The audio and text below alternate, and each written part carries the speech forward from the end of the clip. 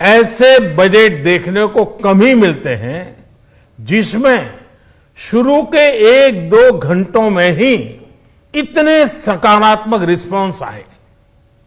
Corona के चलते कई एक्सपर्ट्स ये मानकर चल रहे थे सरकार आम नागरिकों पर बोझ बढ़ाएगी, लेकिन फिस्कल सस्टेनेबिलिटी के प्रति अपने दायित्वों को ध्यान में रखते हुए सरकार ने बजट साइज बढ़ाने पर जोर दिया।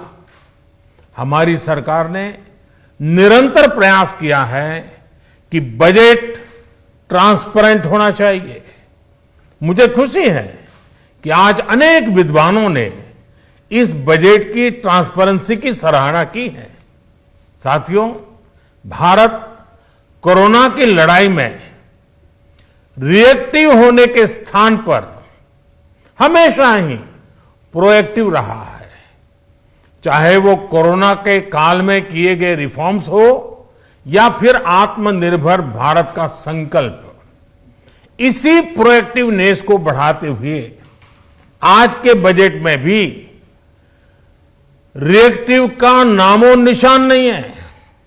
ये बजट जिस तरह से हेल्थ केयर पर केंद्रित है वो भी अभूतपूर्व है। ये बजट देश के हर क्षेत्र में विकास यानी ऑल राउंड डेवलपमेंट की बात करता रहता है। देश के सामान्य मानवी का, महिलाओं का जीवन आसान बनाने के लिए उनके स्वास्थ्य, स्वच्छता, पोषण, शुद्ध जल और अवसरों की समानता, इस पर इस बजट में विशेष बल दिया गया है। बजट में इंफ्रास्ट्रक्चर पर खर्च में अभूतपूर्व वृद्धि के साथ साथ कई व्यवस्थागत सुधार किए गए हैं, जिसका बहुत बड़ा फायदा देश में ग्रोथ और जॉब क्रिएशन, रोजगार के लिए बहुत लाभ होगा। देश में एग्रीकल्चर सेक्टर को मजबूती देने के लिए, किसानों की आय बढ़ाने के लिए इस पर बजट में बहुत जोर दिया गया है। कई प्रावधान किए गए हैं।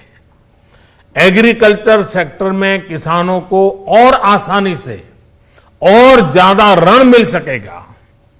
देश की मंडियों को यानी एपीएमसी को और मजबूत करने के लिए, सशक्त करने के लिए एग्रीकल्चर इंफ्रास्ट्रक्चर फंड से मदद का प्रावधान किया गया है।